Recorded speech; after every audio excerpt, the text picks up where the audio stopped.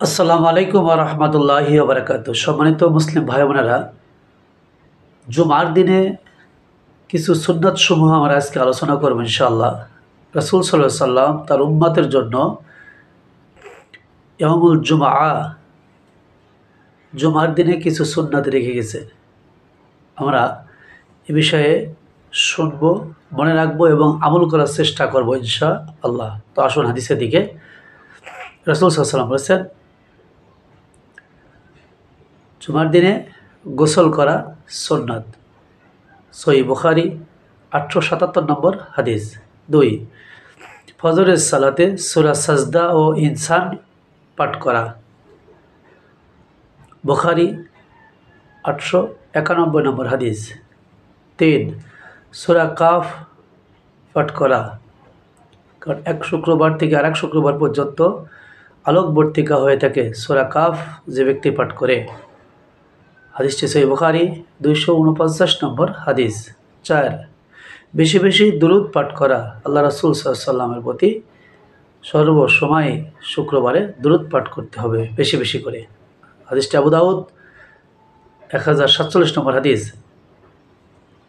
5, উত্তম পোশাক পরিধান করা ও সুগন্ধি লাগানো। জরাজীর্ণ ময়লা যেমন তেমন পোশাক পরে যাওয়া যাবে না। রাসূল সাল্লাল্লাহু আলাইহি ওয়াসাল্লাম বলছেন, উত্তম পোশাক, সুন্দর পোশাক পরিধান করতে হবে এবং সুগন্ধি লাগাতে হবে। হাদিসটি সহিহ বুখারী 886 নম্বর হাদিস।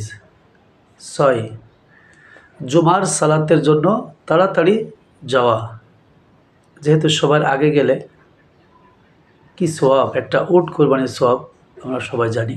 রাসূল সাল্লাল্লাহু আলাইহি ওয়াসাল্লাম বলছেন, জুমার সালাতের জন্য তাড়াতাড়ি যাওয়া। হাদিসটি সহিহ বুখারী 881 নম্বর হাদিস। 7, মসজিদে প্রবেশ করে 2 রাকাত সালাত আদায় করে বসা। মসজিদে গিয়েই বসে পড়া চলবে না। বর্তমান বাংলাদেশে অধিকাংশ মসজিদে এই প্রথা চালু, কিন্তু এটা সুন্নাত বিরোধী। রাসূল সাল্লাল্লাহু আলাইহি ওয়াসাল্লাম এটা বলে যান নাই। রাসূল সাল্লাল্লাহু আলাইহি ওয়াসাল্লাম বলেছেন, মসজিদে প্রবেশ করেই 2 রাকাত সুন্নাত নামাজ আদায় করে তারপরে বসতে হবে। হাদিসটি সহিহ বুখারী 1167 নম্বর হাদিস।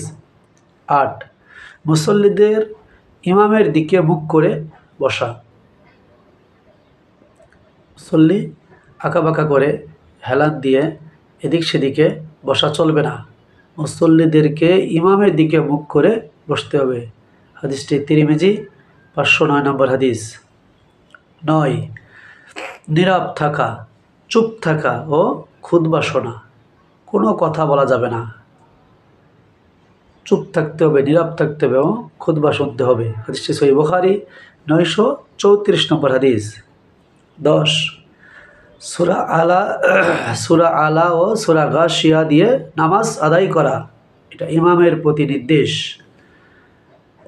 রাসূল সাল্লাল্লাহু আলাইহি ওয়াসাল্লাম অধিকাংশ শুক্রবারে সূরা আলা ও সূরা গাশিয়া দিয়ে নামাজ শেষ করতেন। সহিহ মুসলিম 877 নম্বর হাদিস। 11, জুমার সালাতের পর 2 বা 4 রাকাত নফল সালাত আদায় করা।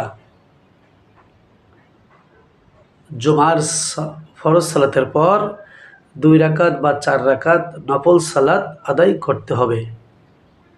সহিহ মুসলিম 934 নম্বর হাদিস। 12, বেশি বেশি দোয়া করা, বিশেষ করে আসর এর শেষ অংশে। আল্লাহর কাছে পবিত্র শুক্রবারের দোয়া কবুলের বিশেষ সময়, বিশেষ করে আসর সালাতের শেষ অংশে বেশি বেশি করে আল্লাহর কাছে দোয়া করতে হবে। হাদিসটি সহিহ বুখারী 1048 নম্বর হাদিস।